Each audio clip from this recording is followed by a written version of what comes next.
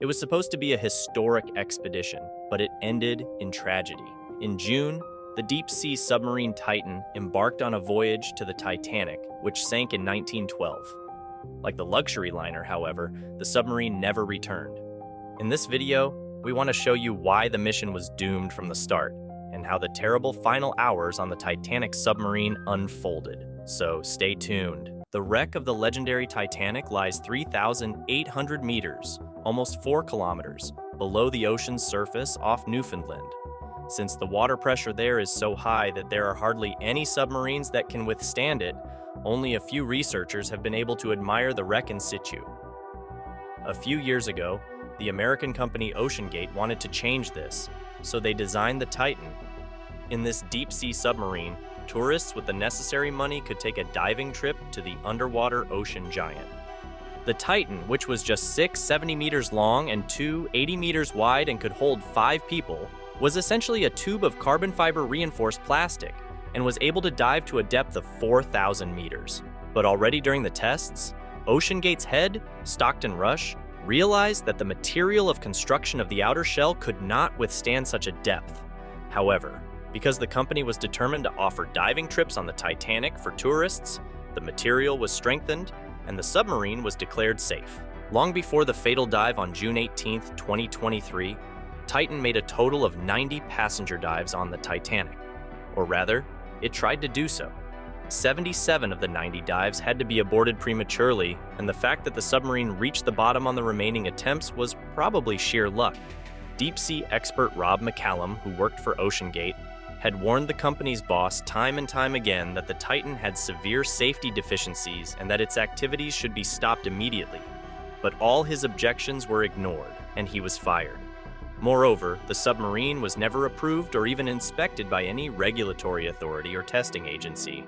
And indeed, even to non-experts, the submarine looked from the outside as if it was never to be used for diving at great depths. Much of it was assembled from uncertified materials, and it was controlled, no joke, with a standard toy controller, like the ones you can buy for about $30 on Amazon.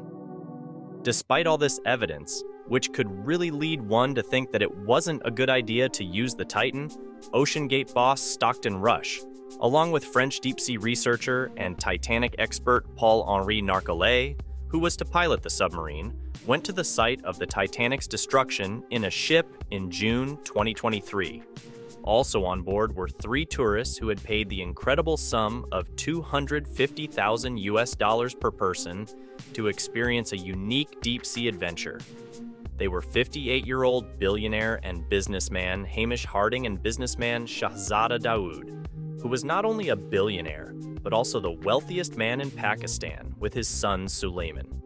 Suleiman Dawood, who was just 19 years old, wanted to solve a Rubik's Cube at the bottom of the sea and set a world record for the Guinness Book of World Records. Early on the morning of June 18, 2023, their ship arrived at the site of the Titanic disaster, and everyone prepared to board the small submarine. They had planned a total of 8 hours of diving, with 3 hours just for the 3,800-meter dive. Once at the bottom, Titan's pilot, Paul-Henri Narcolet, would show the passengers the Titanic for about 2 hours before it surfaced. At first, the mission also went exactly as planned. At 4 a.m. local time, Titan and its passengers plunged to the bottom.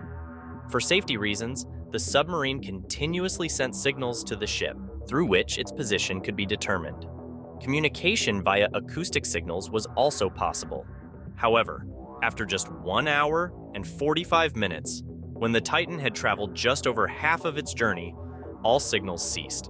That's when the big drama began, because it was completely unclear what the situation on the Titan was.